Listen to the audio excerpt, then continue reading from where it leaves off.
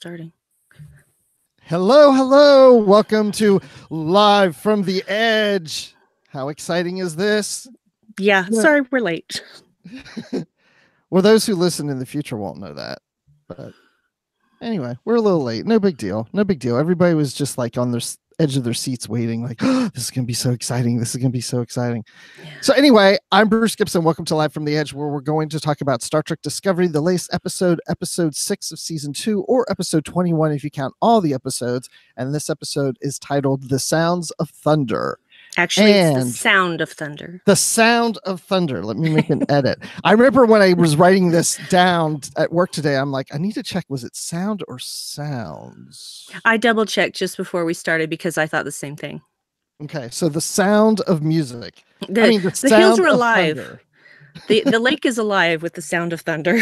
So sorry, guys. The lake is alive with the sound of thunder. Okay. By the way, I'm Bruce Gibson here on the show, and with me, as she always is Brandi Jackson. Yep, Brandi Jackson here, come right at you, or Jackie, just Jackie. You can call me Jackie. Jackie Jackson is here. Yeah, Jackie Jackson of the Jacksons. Yep, or Jackie Brandon. We could go that way too. It's Marlon Jackson with us, ladies and gentlemen. But that's not all, is it, Bruce? No. By the way, it's Jacola or Jackola, whatever you want to pronounce it. And we have Hayley Stoddart with us. Hayley, how's it going? Good. How are you guys? I'm enjoying your banter. This is really fun. Well, good. You get to be involved in that banter. I know. It's exciting. This is your first time doing a live show? Is this your first live ever doing something? Yeah. Like this? So we can't edit you. Just keep that in mind. Okay. I'm usually pretty good. I considered having some wine tonight, and then I opted for some hot apple cider because I'm coming to you from a very cold Gamma planet at this point right now. So we'll be good. I can self-edit. Okay. And we also identified before we went live that you don't have the best internet connection. So there may be times that you freeze on us outside of being cold. Yes, this is true. So if I freeze and I don't catch something and I don't hear you say something, just give me a moment, and I apologize for that. Again, I live in the Gamma Quadrant and our internet sucks and they don't let us leave. Gamma Quadrant! So sounds like Ruta Pente to me. Nothing survives on the surface. It very well could be at this point. I mean, it was snowing the last time I looked outside. So, yeah. Well, if you're in the Enterprise era, it's really easy to escape from there. You just walk in, grab your people, walk back out. It's all good. True. True. Yeah, no, that's I'm sure that there was a much longer scene before that of them fighting their way in, but we never saw that on that episode. Anyway, that's not what we're here to talk about. No, we're here to talk about the sound of thunder. Yes. So, and Hayley, I don't know if you know, but we have a chat on YouTube if you want to look at that. But we're going to occasionally just read what people say, and it's so active that we just almost have to just randomly pick something. Of course, it's so crazy. Well, you guys people are probably pretty popular, right? Oh my gosh. We had people shout at us on the streets all the time. They're like, why? Yeah, that's it. They're shouting, what are you doing? Please stop. No, we have more people watching this show than the Facebook Live that they're doing called The Ready Room. Ouchie. Not really. Okay.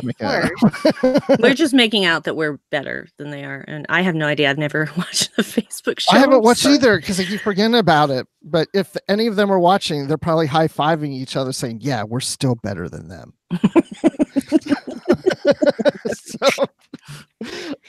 So let's go right into it. So Hayley, when did you watch this episode?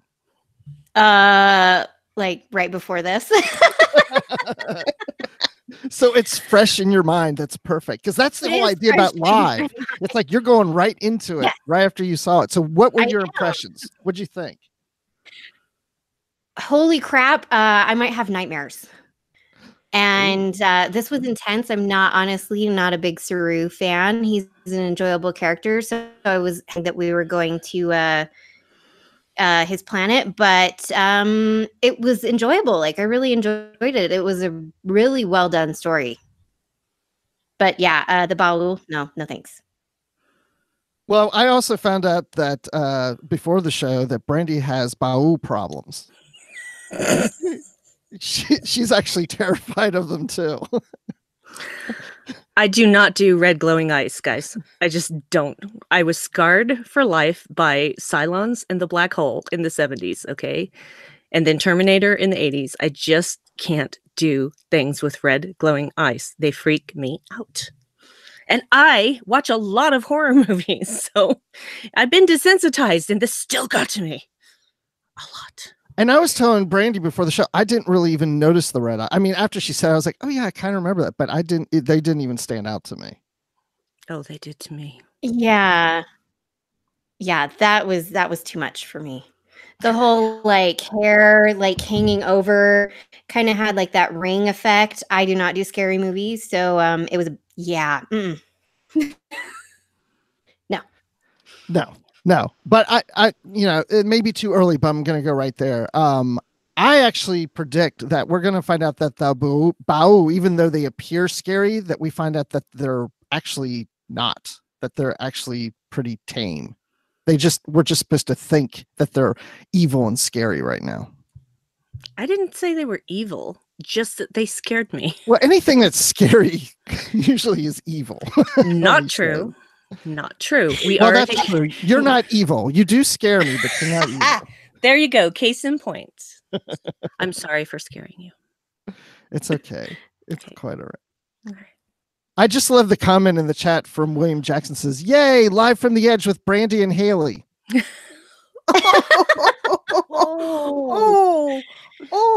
hurts. And then later on, he puts, "And Bruce." Oh. That's sad. Christopher Littlefield says, "Not everyone keeps their genitals in the same place."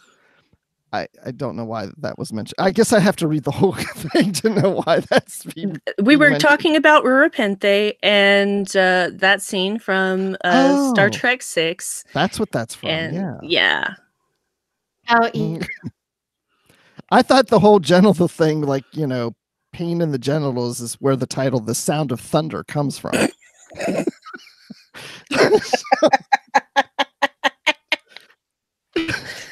Okay. Anyway, so what else about the Bao'u? What did you think of them? We saw a preview of them before the episode, so you probably had an idea that they were scary. But what did you think of the characterizations of the Bao'u? So I don't watch the like next on because I'm trying to avoid as much spoilery stuff. So I had no idea. So it was a complete like holy crap moment for me. Let me go hide under the covers kind of thing.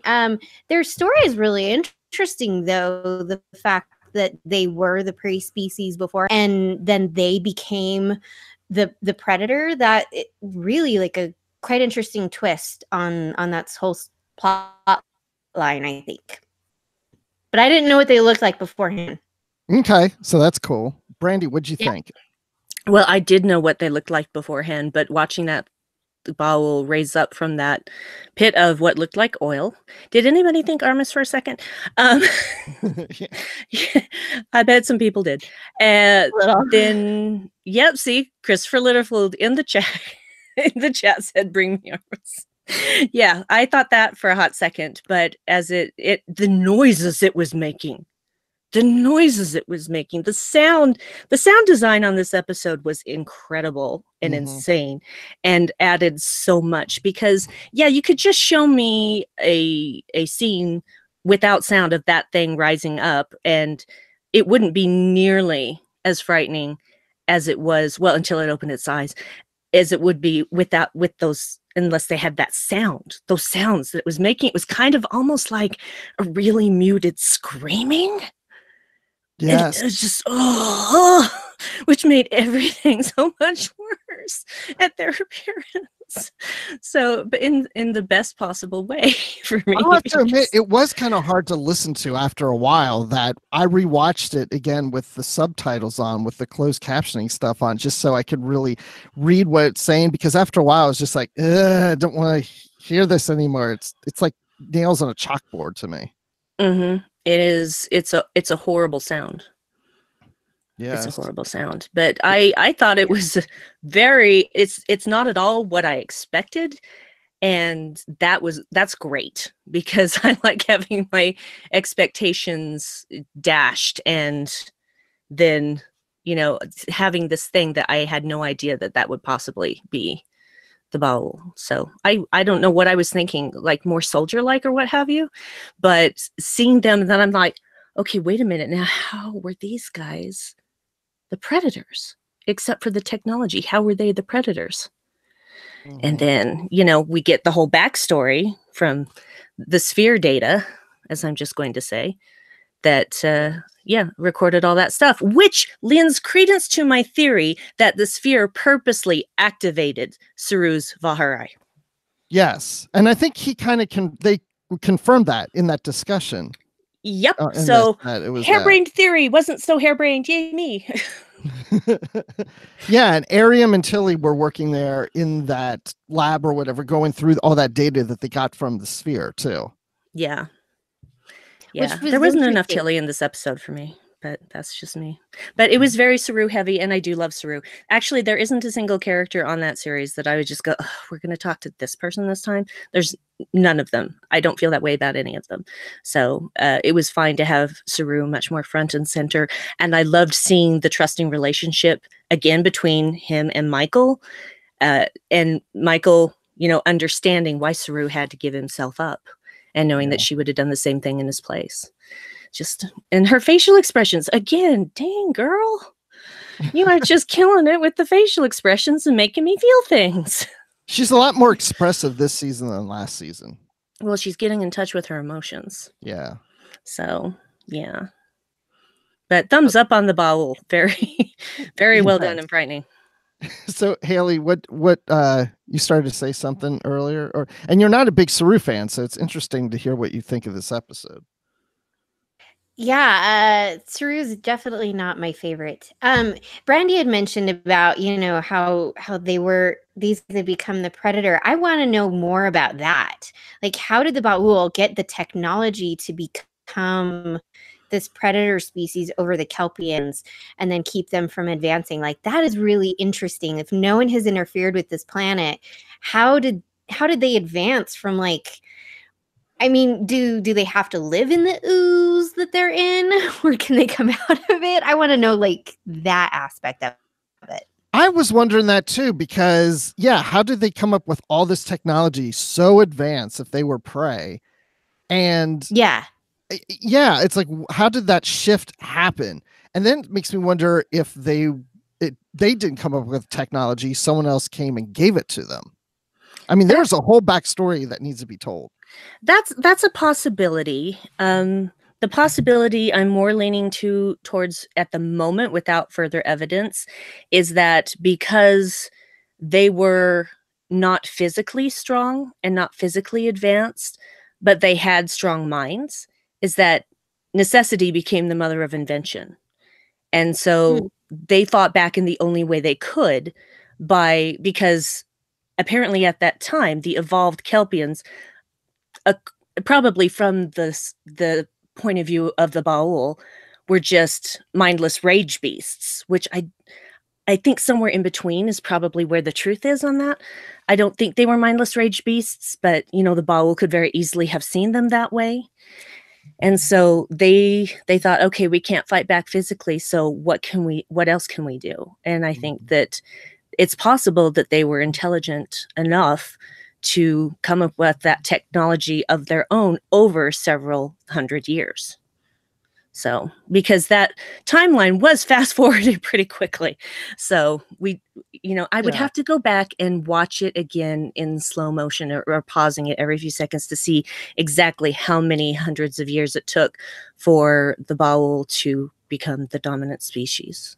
Yeah, it was a long time. I don't remember. I didn't make a note of that, but there was That scene did go fast. yeah. I don't know. It's very interesting. You know, the chat's saying about how this episode reminds them of the TNG episode Skin of Evil. Yeah, that's the one with Armus.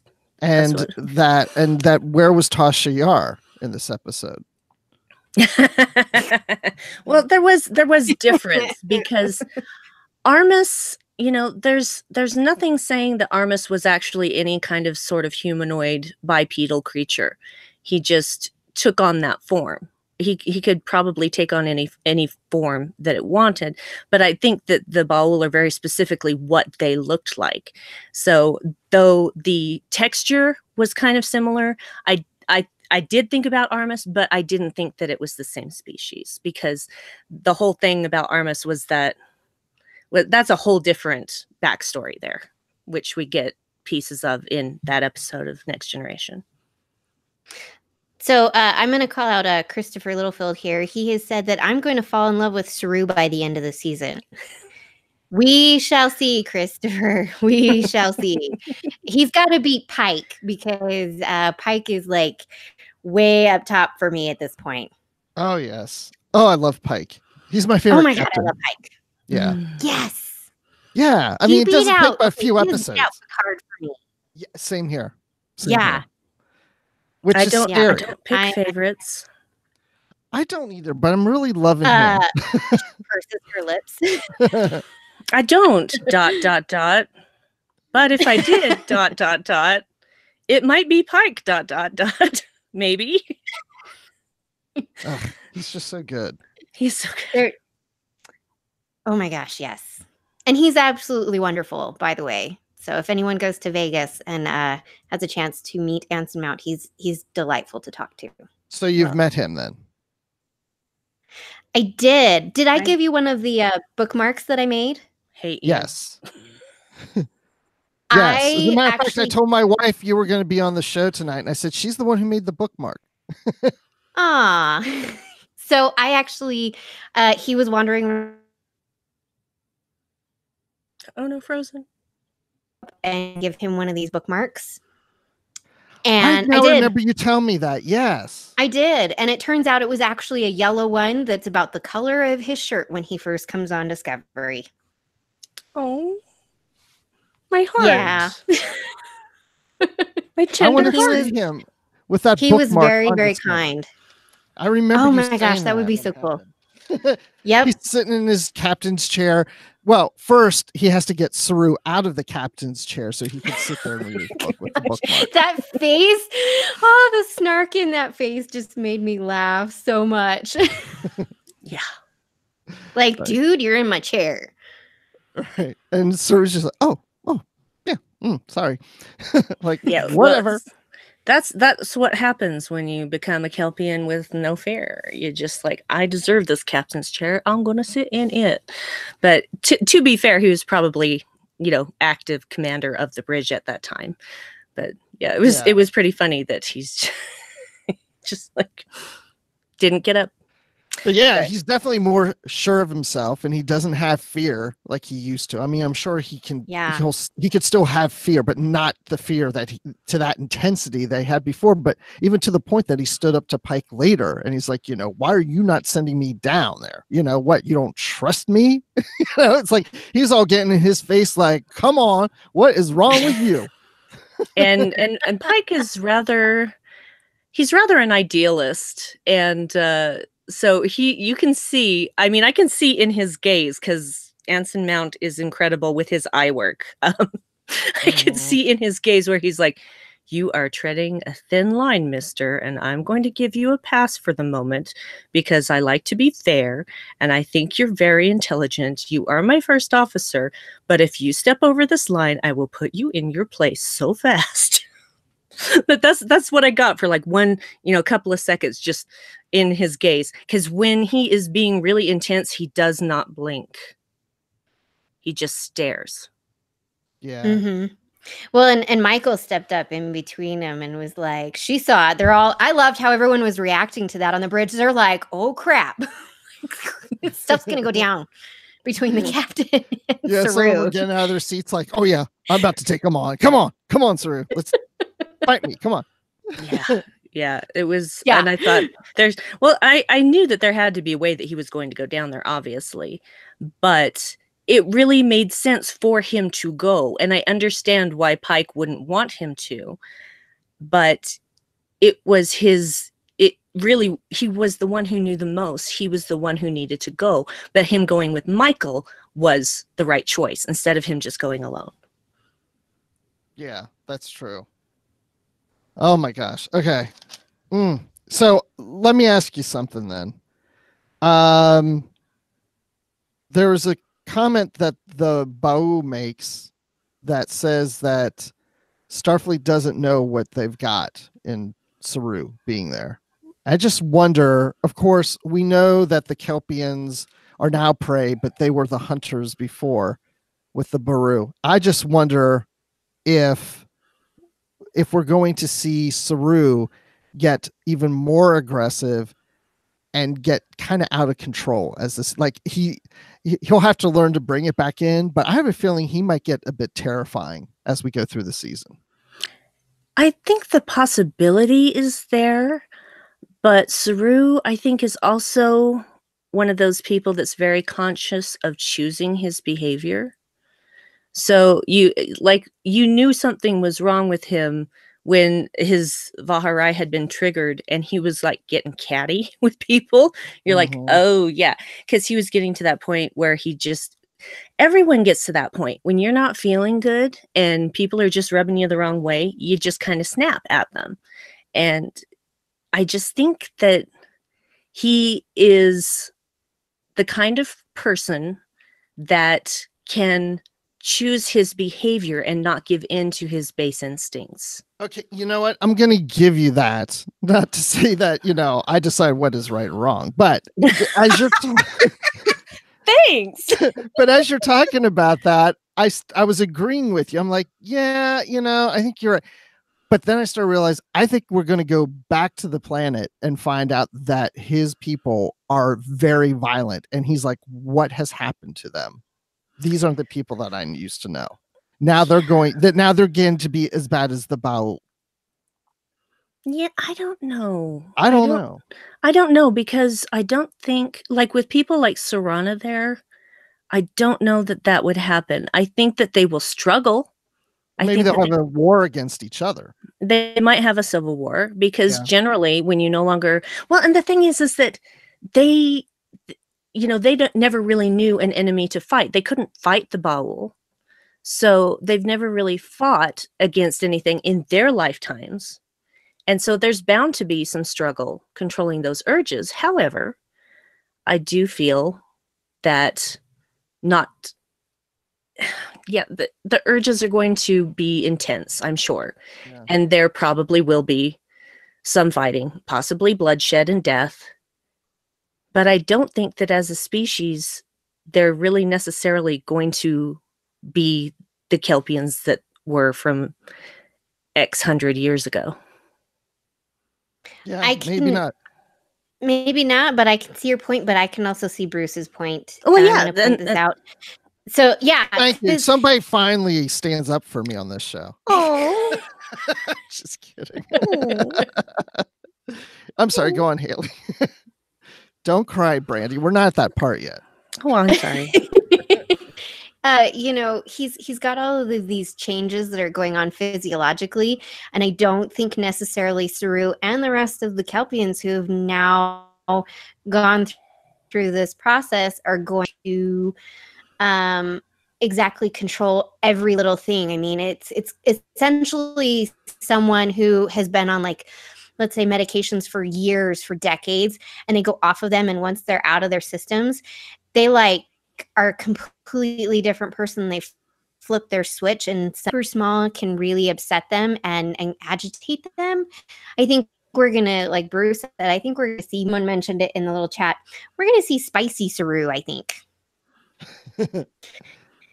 And I think that he's going to have a hard time controlling some of these anger emotions and this I don't feel afraid. So he's going to kind of go the very opposite end of the spectrum. And I think we're going to see that for a little bit. It's almost like he's going to have Pon farr. I'm in control of my emotions.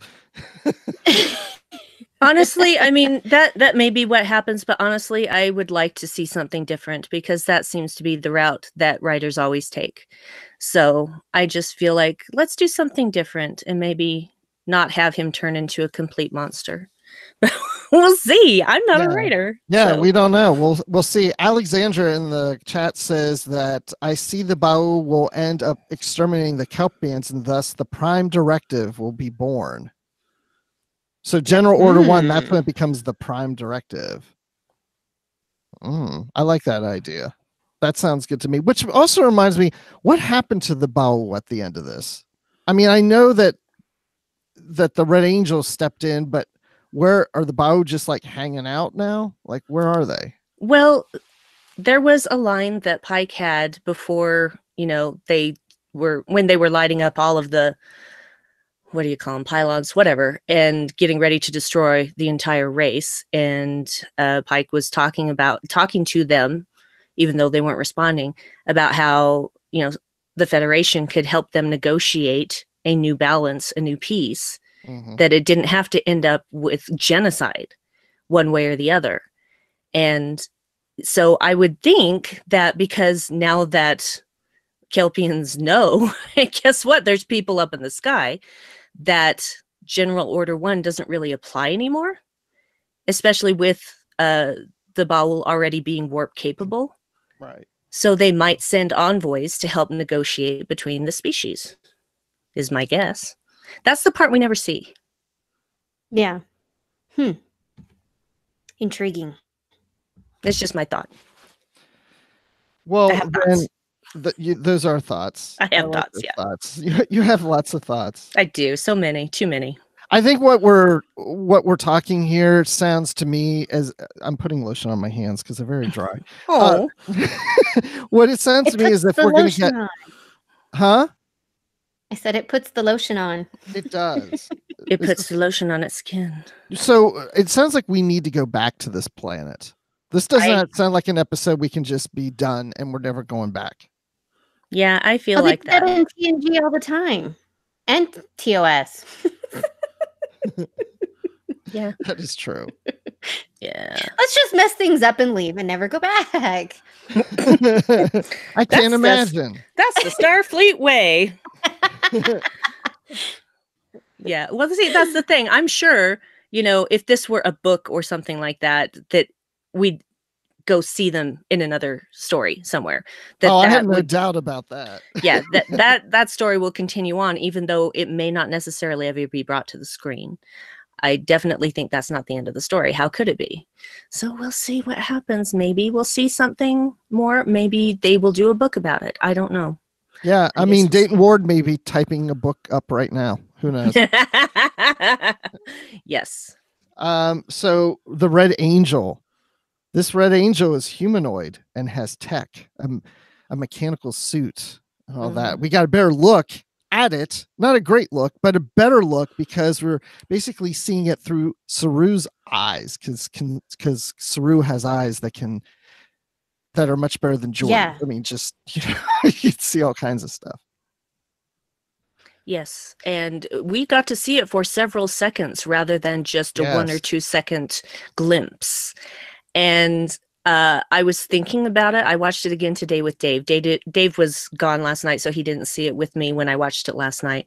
And we watched it together today, and we started having theories, and he had an interesting theory. And then I had a theory that was so harebrained. Oh, I want to hear that. And while you do it, I want to hear from the chat who they think the Red Angel is. But yes, tell us your theory. I think it's Spock. Really? Yeah. Seriously, you think it's Spock? I do. That's what I think right at the moment. That's my harebrained theory. Well, because that's why they can't find him, right? They're always looking for him. It could be, and that could explain. I mean, if he's time traveling and goes back and visits himself to tell him where to find Michael because he's already been there, stuff like that. It's wibbly wobbly, timey wimey stuff. But since we know that there's time incursions happening, it could literally be anybody, but I would put money down on that it's somebody we know. Ooh, somebody we know. So I'm putting my money on Spock at the moment. I could change my mind later because, yeah, he's very, very connected to these signals. And he has a kind of, just from things we've seen in previous Star Trek movies, series, appearances and series, etc., he kind of has a almost a precognitive sense about some things. So, he could be, as a child, actually having precognition of him traveling through time in the future and not understanding what that is. I don't know. That's my theory. So. So, Hayley, do you have any theories on who the Red Angel could be? I can see Brandi's point that it could be Spock. I don't have any theories as of yet. To me, the form looked a little more female. I think someone had mentioned that in the comments. So I don't know though. I know I like people who are saying it's Yar. Denise Crosby back on Discovery. She always finds a way to get back on Star Trek. Yeah. Yeah. Okay. Well, there's some other theories. I don't know. Yeah, I don't know either. There's theories in the chat. It could be Tony Stark, Iron Man. It looks bald. Could be Picard. It could be Harry Mudd. I mean, there's all kinds of things in here. Cybok, I see a couple times in here. Well, it's in a mechanized suit, and so we don't see a face or a head. So It could be male or female. It's not necessarily human, but it is humanoid. So, there's still a lot left to the imagination. I said it was a harebrained theme, and I meant it. A harebrained theory, excuse me. And I meant that. So if it later turns out to be true, hey, but if it doesn't, that's fine. Well, I mean, gosh. Spock is the elephant in the room, and we still haven't seen him yet, so he could be the Red Angel. Yeah, I just don't know. There's just so much we don't know yet, but hey, I just threw that in because I just thought, who's the most unlikely person for it to be that we know? I don't know. But but there's some in the chat that are cracking me up. Some are ones that I was going to say as a joke, and people are already saying it. But I was thinking, who said it? I got to find it now. I've lost it. It was Future Guy. I was thinking that too. Brian, yes. I thought, what if it's Future Guy? Then we'll find out more who Future Guy was from Enterprise. I like also 7 to 9 has been mentioned here, but some of my favorites are Keiko. Oh god. And Moogie. I'm pretty sure that was not a Ferengi sized head. So that's just my guess. And too tall. Neelix or Morn. There you go.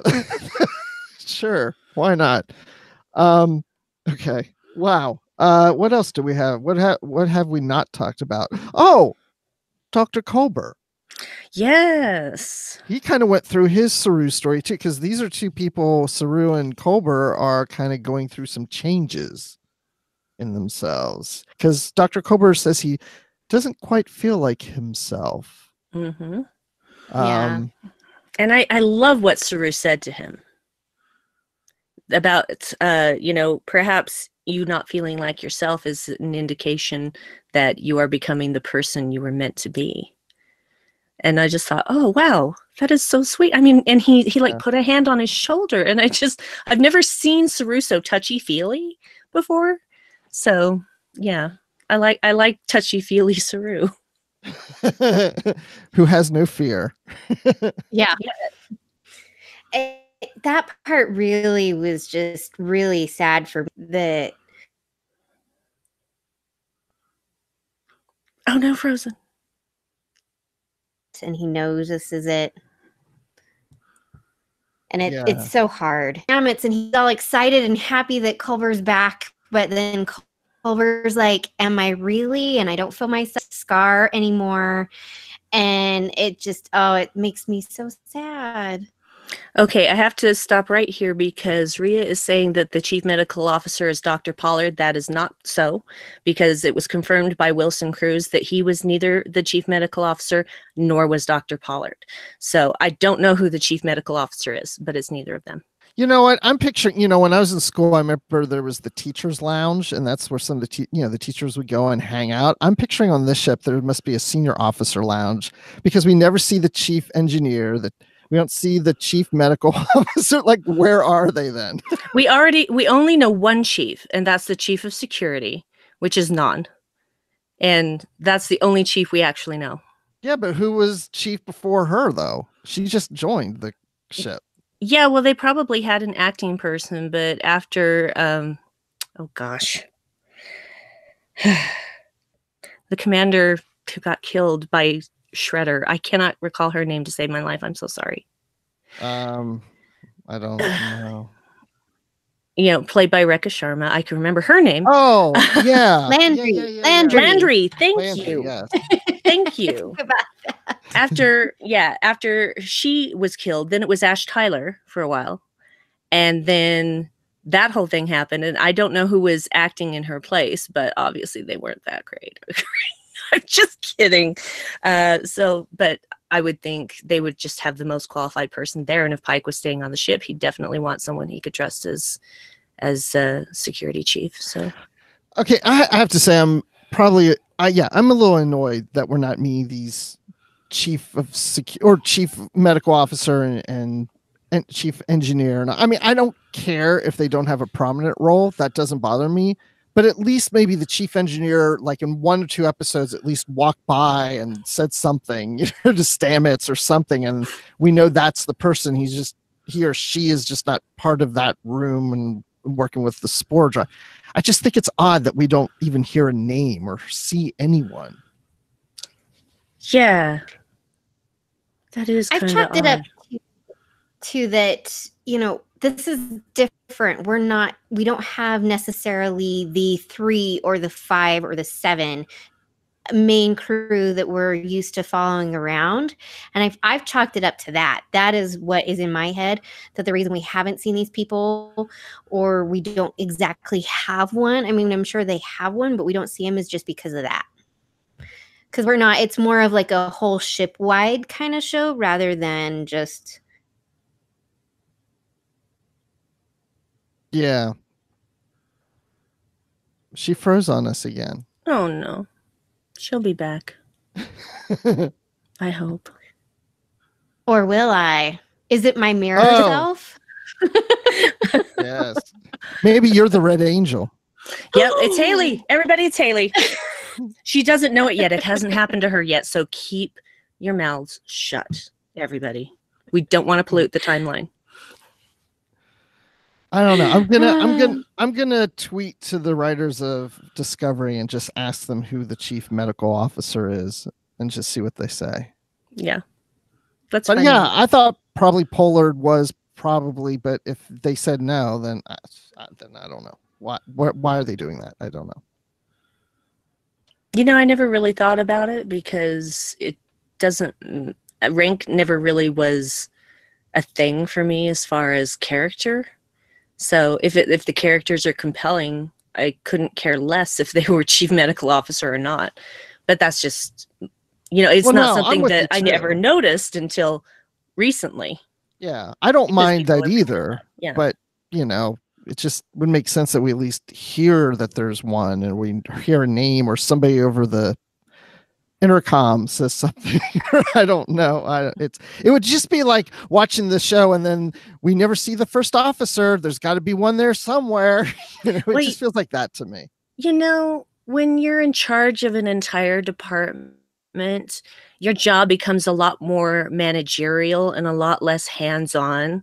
So it's probably just that trap of middle management that all the chief officers are in. That's why we never see them, is because they're constantly filing reports and doing all this other crap instead of, I just want to go fix something. So. Right. Okay. What else do we got? Oh, by the way, I like the spikes coming out of Saru. Yeah, I was wondering what that was because when Dr. Pollard told him that this new keratin tissue was coming in and it was kind of like teeth, I thought, well, that sounds like a weapon, but I didn't know how it was going to manifest. I didn't know if it was going to manifest. And so thanks for paying off Chekhov's new ganglia. It's not really ganglia. I don't know what to call them. Chekhov's spikes. Yeah. Spikes. Okay. Chekhov's teeth, really, because she calls them. That's true. Like yes. Teeth. Well, those teeth grow back. I assume they'll grow back. I would assume so. They like, just, you lose your baby teeth and you grow back. And next time they'll be bigger. Well, like shark's teeth, there's just another row right behind it. So when they lose them, there's just another one right behind it. Yeah. Yeah. Yeah. That was a little scary. Yeah. Dave says cheek spikes, and he's reminding me. Dave is purposely just taunting me. It's funny though. Oh, I like Chris Tribuzio. He says skin darts. I like that. I like that explanation. Skin dart. He also mentioned that maybe the Red Angel is Gary 7. I think I'm down with that. Yeah, I saw that. That's a pretty good one. Yeah, that's a good one. It's just so hard to say, but I really firmly believe, regardless of whether my harebrained theory is true, that it is someone we know. I just don't know who yet for sure. But hey, why not Spock? Crazier things have happened, right? It very well could be. Yeah. Or it could be T'Pol. She would still be alive by this point. Oh yeah, she totally would. Just saying. Yeah. I like somebody else mentioned Kess. I thought that was a pretty good one too. Well, and it doesn't even have to be. Oh, I have a better one. Okay. Do it. Okay. It's Wesley. He's always saving things, right? Yeah. Well, I like that. But my thought on that is this, because their mechanized suit, it seems like they need that mechanized suit to protect them from whatever environment they're in, which in some cases is the cold, dark void of space. And Wesley wouldn't need that as a traveler because he can just go anywhere, do anything. That's true. However he wants. So he wouldn't need that. And so I love it. I would love it if it was Wesley, but I don't know that it makes sense. Christopher Littlefield says Tuvix. Ooh. Oh boy. Again, I don't think the head thing is big enough. I'm being really bad on head size tonight. I am so sorry. That is not fair. You've mentioned like a couple of your theories. So we hit the harebrain one. You said you had a harebrain theory earlier to me. So yeah, that was the Spock thing. That's the Spock thing. Okay, I just wanted to make sure that we hit that one. I want to make sure we got that. Because we haven't talked about Saru reuniting with his sister. Which I loved. And whoever that actress is, she is tall. Yeah. Lord, she is tall. Yeah. That is fantastic. I love tall women because I am one. But yeah, I love seeing I loved seeing Serana again. She had the kind of response that I expected, joy at first, and then why did you do this? Yeah. And do you know what we went through afterwards because of you? I expected that because the shock and joy of seeing him again would wear off and she would start to think about, what it meant that he was actually alive.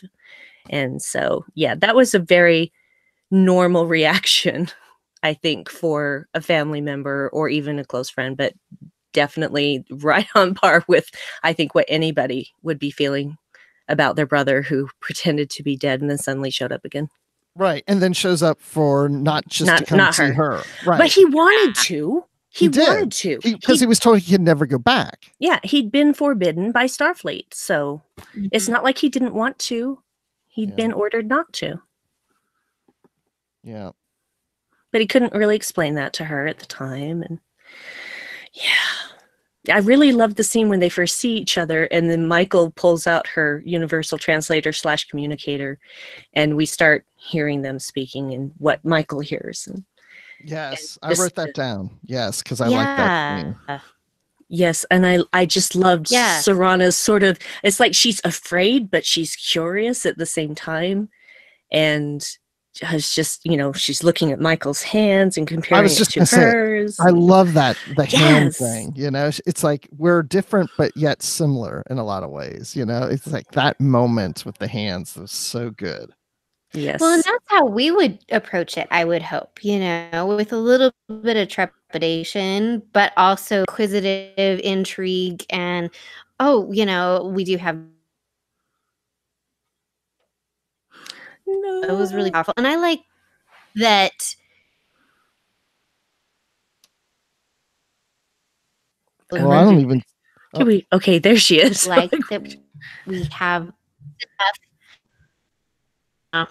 I like that we have just enough dissimilarity between the male species and the female Kelpians. Yes. Yeah, you can tell which is which, but I like that Serana wasn't looking for differences when she met Michael. She was looking for similarities, and that made my heart sing, because so often people start pointing out the differences without realizing there's way more they have in common than not. If only the whole world could be like that. Yeah. Don't look for what the differences are. Look for the similarities. The similarities, yeah. And I also liked in that scene about the communicator can translate 1,000 languages. She's like, there's 1,000 other different species out there, and she was like, oh no, there's like hundreds of thousands. I mean, that concept alone for someone who thought that they're really just two species that probably exist in the universe is now told that there's hundreds of thousands of them. That's overwhelming. She handled it very well. She did. She handled everything very well. She did. Yeah, and she was even polite. Do humans drink tea?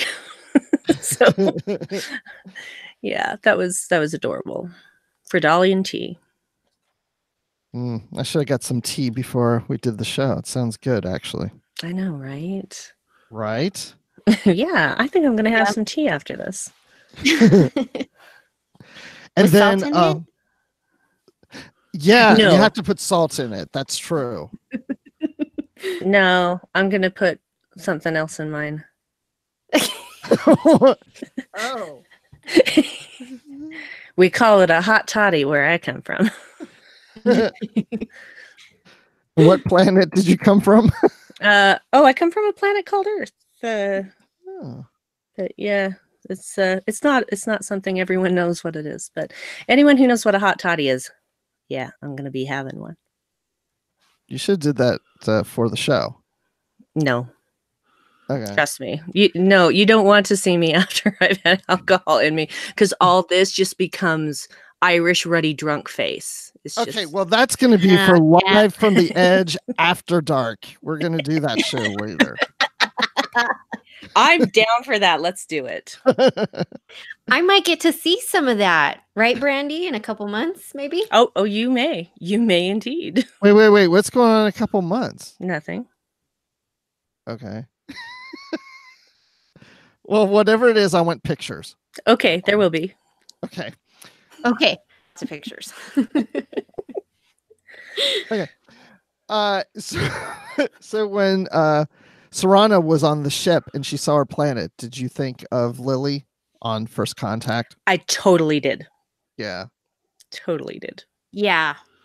Except she had more of a sense of wonder, and Lily was kind of panicked for a minute. She's like, yeah. But then when she settled down, she really enjoyed it. Lily was standing over what she didn't think was a window at all, that she was just going to fall out into the vacuum of space. So it's understandable. She's kind of scared. Yeah. Well, yeah. I mean, she wakes up in a completely alien to her environment in the middle of an emergency. And with people she does not know. She had every right to act exactly as she did. So, yeah. True. Yeah. Another thing to bring up real quick is the super strength of Saru and those little whatever things that were flying through that ship, and he just like the drones. Yeah, that's it. And it just was breaking out as just tearing them apart. I was like, yes, Super Saru. the little kid in me was like, yes, I love this part. Yeah, I was feeling that way as well because I felt like, okay, so the teeth came out, and through the spikes. And then I thought there's got to be more to that.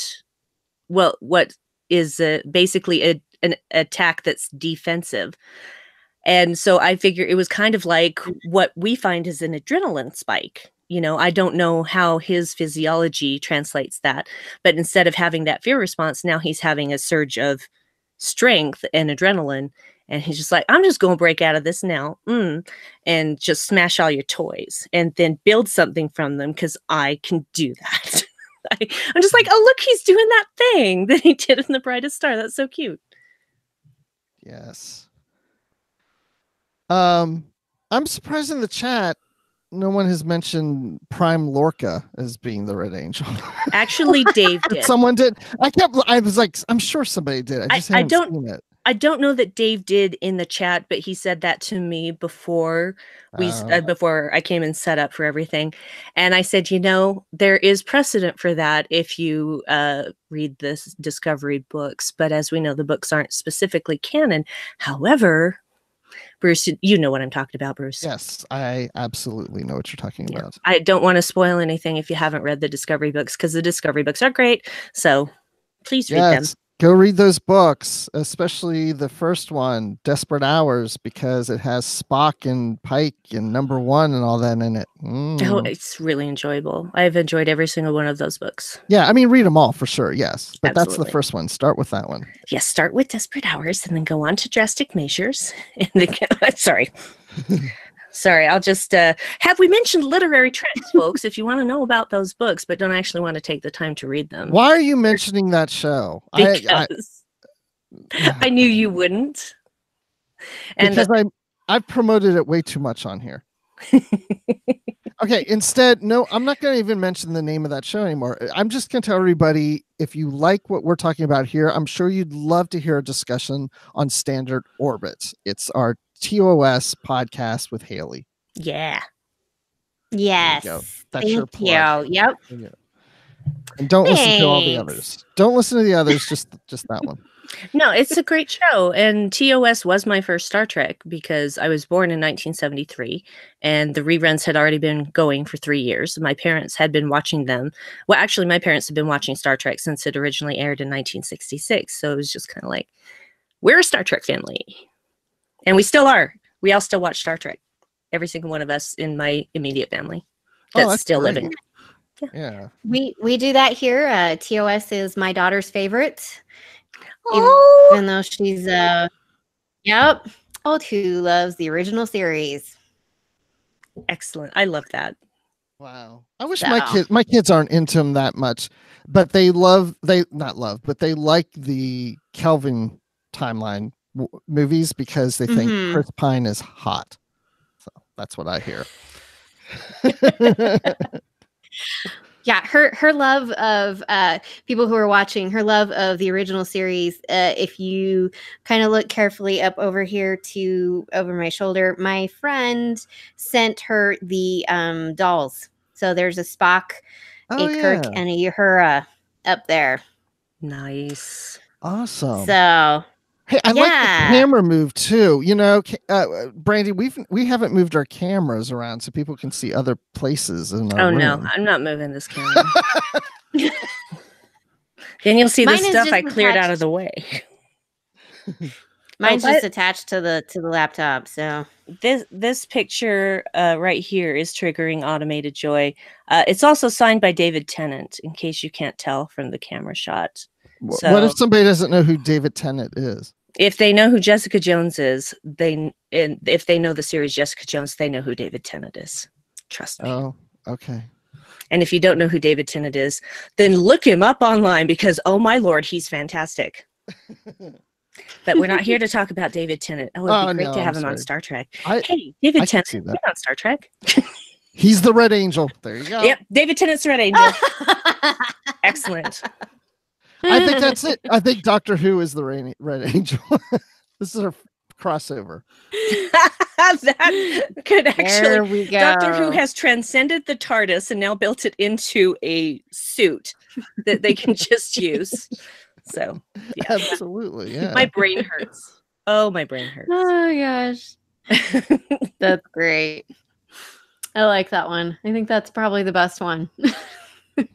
Yes, I think we determined Doctor Who is the Red Angel. Excellent. Oh, Chris Littleford said Catherine Tate is the Red Angel. Donna Noble as the Red Angel would be like, I would die with joy, but that's not going to happen. Catherine Tate is not the Red Angel. She just thinks she's the Red Angel. Hey, no. No, don't you go hating on my Donna Noble. I will come over there.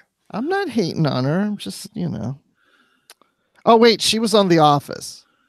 Yes, she was on The Office, but do not confuse her other characters with Donna Noble, because Donna Noble is my favorite companion of all time. Stop talking about Doctor Who.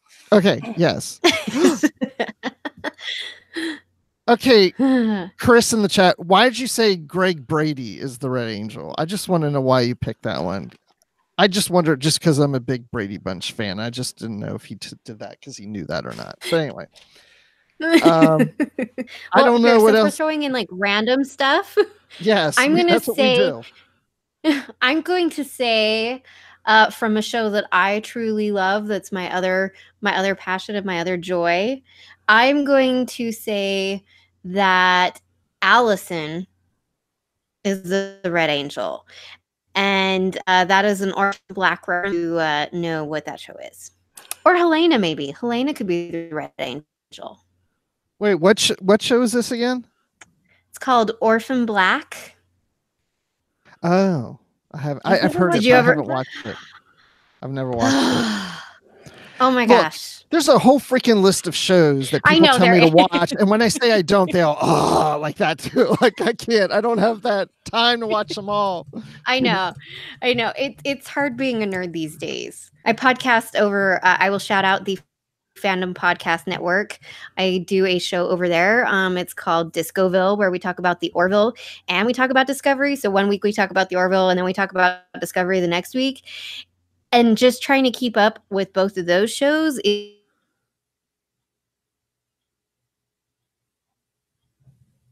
She froze on us again. She froze on us. I did. I can hear you though. I was going to say that I froze you. The voices from above. You're promoting You're promoting another network. That's why we froze you. Yeah, because we totally have control over that. Yeah, we don't allow that on here. Oh, we totally do. Come on. No, we don't.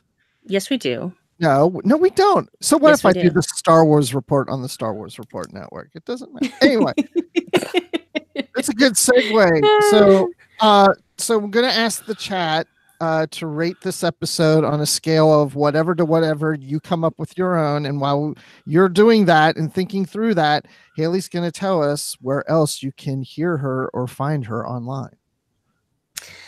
You can find me on Twitter. I'm at Trekkie01D. And then you can find me on Standard Orbit over on Trek FM and the Babel Conference group. So I'm there.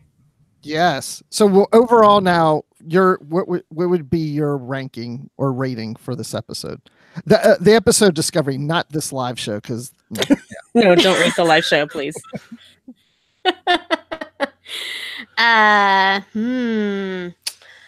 I'm going to give it a 7 out of 10. Shoot, what are those flowers called? Fridalias. Fridalias. We're going to give it 7 out of 10 Fridalias. Perfect. Brandi, what would you give it? I will give it 5 out of 5 spiky teeth. Very good. I will give it, I don't know. I will give it 8.5 out of 10 Moogies as the Red Angel. Oh, yes. Yes. Oh, really quickly. There's something that I forgot to mention. There was some wonderful editing in this episode. There was, and you can't even really call them dissolve edits because it was so seamlessly done that, like, especially when Saru is talking to Sarana at the end in his quarters, and it just kind of pans around her, and now she's on the transporter pad. I mean, just stuff like that from start to finish. Beautiful editing. That's my last thing. Sorry. I'm glad you mentioned that. Absolutely agree with you with that. For sure. Who was the director of this episode? Alexander somebody. Oh my goodness. Yeah. But the thing is that the director does have some say, but really the editor is the hero of that one. So definitely. Oh, by the way, just looked it up. It's called The Sounds of Thunder. It's really not. I don't know. That's what it says on IMDb. Let me look somewhere else. Well, I'm going to look on my CBS All Access channel and see what they call it. There you go. And they call it The Sound of Thunder. So which is it? It is The Sound of Thunder. I'm looking other places, and you know what it is? It is The Sound of Thunder. Okay, so IMDb was wrong. Okay. Yes, well, IMDb they're never wrong. They're never wrong. I'm so sorry that I typed it wrong for IMDb. I'm their editor over there. No, I'm kidding. I'm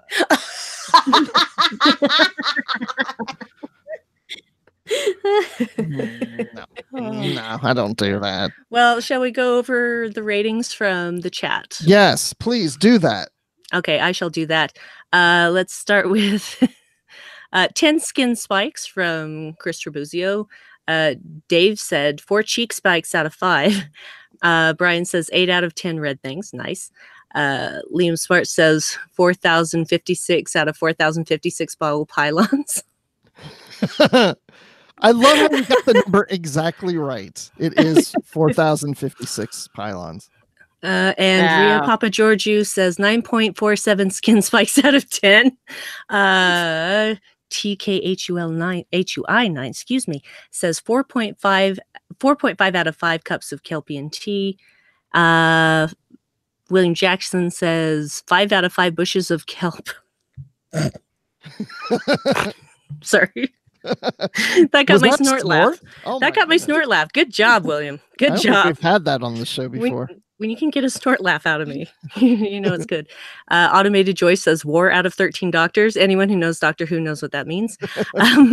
If you don't, I'm not going to explain it. Beta Artemis says 5 out of 5 teardrops from Captain Pike after Ash's comment about not being in the war. Yeah, that was a low blow. Yeah. And Christopher Hill says 9 out of 10 ganglia teas. So, yeah, same as I said, in different ways. Richard Cabrera, 5 out of 5 dumb flying drones. Chris Trabuzio jumps in with 10 shoulder scars for Puerto Rico. And I think that's about it. I think so Christopher Littlefield, I don't think you mentioned his earlier. It's 8472. Oh, yes. Well, I thought that was actually before that, but I didn't know that was part of the. I'm assuming it's a ranking or rating or whatever. I don't know. It's possible. I'm sorry, Christopher. I'm sorry. I didn't mean to leave you out. Dave says 5 gold rings. Miss Piggy's voice. Gold rings. That's the part everybody knows from that song. Oh my god, I love it. 4 calling birds, 3 French hens, 2 turtle doves, and a partridge in a tree. I'm sorry, I was singing the Great White North version of that, the Doug and Bob McKenzie version of that song. Sorry. Oh, okay. Take off to the Great White North. Do we want to sing Jingle Bells in the show? No. No, let's really not. Okay, so Alexander. No, I have to say this, Alexander Sandu. Yeah, I give Culber's guns a 10 out of 10. Yeah. Yeah, I was kind of impressed by that. That dude is ripped. I had already seen some of his workout shots on Instagram, and so I already knew he was ripped as ripped. Yeah. So so that was not a surprise to me. But it's like when he folded his arms, I'm like, holy cow, that's why they didn't put you in a full shirt. You would have busted it open. Right. That's okay. Who would have minded that? Nobody. That's why he was naked in the previous episode because they ran out of wardrobe that actually fits him. Yeah, So well, just lay down. yeah, and I'm not saying that to objectify him. I am saying that I am impressed by his dedication that it would take to get to that point of physical fitness. So All this coming from the woman with a bowel problem. I do have a bowel problem, and I need to go get some Imodium AD, I think. Oh man. Well, we need to close things out. So, Brandi, you have to do your ending thing. I know, but I don't have we're voice. We're gonna tell everybody where they can find us online and shows just like that Hayley did. But while we do that, the chat is going to give us some ideas of what voice you can do for the closing. So give me some ideas because I don't have any. Where can people find you when you're not on live? Nowhere. I'm always here. Always here. 24/7. What's your Twitter? My Twitter is Brandywine12 or Dark Amy Knows Rock, depending on which person you want to talk to more. Dark Amy only talks about nerd stuff. She doesn't talk about anything else. That's weird that I'm referring to myself in the third person, isn't it? Okay, so you can find me there. You can always find me lurking in the Babel Conference on Facebook. You can also find me on the Dark Corner podcast with my fabulous husband, Dave, talking about nerd stuff and things. And there are swears, so don't listen if you don't like swears, and you can find that on darkcornerpodcast.com. And maybe you'll see me somewhere else in the future. Yeah, okay. And you can find me on Literary Treks, where we're going to have somebody on sometime soon in the future on an episode. And on the Star Wars Report, I'll be on there too if you want to hear me on there talk about Star Wars. Because we got Star Wars Celebration in March, and is it really? No, is it? No, April. In April, we'll be doing some live stuff from there. And in Chicago this year. And then, I'm on Twitter at Admiral_Rex. That's that. So we're getting some suggestions here, Brandi. And unfortunately, some of these are the ones that I suggested before we went on the air, where you're like, I can't do Bowel for that long. I can't do Arium for that long. I can't do Arium at all because she has a mechanized voice, and I just can't. I can't match that with my vocal cords. And we've done the Disco Computer before. We have done the Disco Computer before, which actually went way better than I expected. I remember that, yeah. Oh, yeah, Tasha Yar. I don't know how you would do Tasha Yar. I talk normal? I don't know. Because Tasha Yar is pretty much... Marissa Tomei and Catherine Tate, Schoolgirl. I'm not bothered. Do I look bothered? You want to do that? You want to do that? Well, she is my birthday twin. Catherine Tate and I have the same birthday. Not the same year, but the same day of birth. So okay. So I could do that. That counts. Okay. So Catherine Tate, yay. That's going to be our closing. Here we go. And whenever you're ready, just let us know. Okay. I'm ready. Okay. Be sure to check out our Discovery coverage throughout the week. Live from the Edge airs on Fridays at 9 p.m. Eastern, 6 p.m. Pacific. Our commentary will be available as Tracks from the Edge. We'll discuss your feedback from Postcards from the Edge, and you can catch the full analysis on the Edge main show. It sounds terribly boring. You can catch us on... Oh, no, sorry. I lost my place, but do I look bothered? Am I bothered? I'm not bothered. I'm not bothered. Join us for Notes from the Edge with our own Chris Jones for links between Discovery and the broader franchise, and you'll find all these on the main feed for the Edge and in the Trek FM master feed. I guess we want to hear your thoughts on Discovery. I don't really care. But you can do that on the Babel Conference, which is some group on Facebook. And some lovely bird named Amy Nelson will collect your feedback for Postcards from the Edge. You can find us on Twitter at Trek FM. Or you can send us email using the contact form on our website at trek.fm/contact. I'm not bothered. Choose to send to a show, choose the Edge. All right, we've got some blokes that want to be talked about. Guess they're associate producers or what? I don't know, sir. Excuse me, sir. Let me read your name, sir. All right, we got Norman Seelau, we got Tony Robinson, we got Thomas Palayo, we got Lisa Slack. Oh, we got a lady in there. Shoab Mirza, Richard Rutledge, James Muldrow, Cornelia Reuter. Oh my, 2 birds in there. Ryan Mallet, Chris Trabuzio, Brian Milosh. I like saying his name, Brian Milosh. Are you bothered? Are you bothered, Brian? I don't care. If you'd like to help us keep all our shows going and even become an AP, visit patreon.com/checkfm for all the details. I'm out. Okay, that was not the first time you've done Catherine Tate. It is. It is absolutely the first Really? time I've done That was Catherine. That good. was fantastic. I'm dying. Everyone's like, Haley's lost it. And I'm trying not to laugh. The That only was great. I've not seen. I love her schoolgirl. It's unbelievable. And in fact, when I met Catherine Tate, because yes, I had to meet Catherine Tate when she came to FanX, she signed 2 pictures for me. And one of them was the schoolgirl, where she says, "I'm not bothered." Just love that she wrote that on my autograph. Yeah, fan moment. Wow. That That was was great. Thanks for the suggestion, guys. Great suggestion. It's so great because, we're like, before the show, I'm asking Brandi, do you have any idea? She's, I have no idea. And we're like, I'm thinking, we're not going to probably get much of anything tonight, but that was excellent. So that was a great suggestion. And yes, Alexandra Sandu, it is Lauren. Lauren is the name of that character that Catherine Tate plays. The schoolgirl. In fact, she did for, and I can't remember the name of the charity. They do a big celebrity fundraiser for it on BBC every year. And, they all wear these red noses. It started to leak into our culture over here. And she did a skit for that as Lauren. And their teacher was David Tennant. Oh. It was fantastic.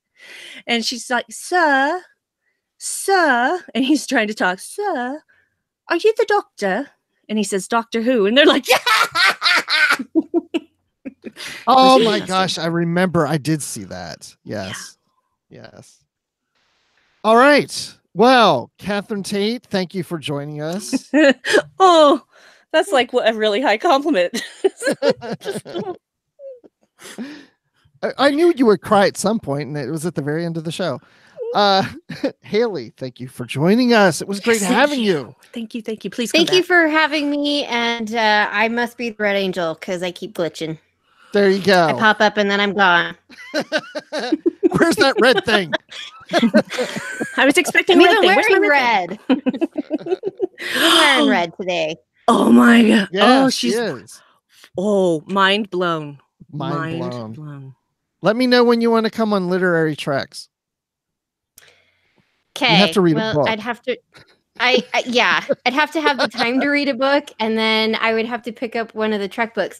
I mean, I do have a stack. People can kind of see on the shelf. I do some books. This is my Star Trek bookshelf. There are books there. I just haven't had time to read them. Okay. Well, you just let us know when you get a chance. So there you go. Okay. All right. So we're going to close this out. And what do we always say? Live long and prosper. And keep calm and disco on. Boo, boo, boo, boo, boo, boo, boo. See you next week. Same time, same channel. Bye.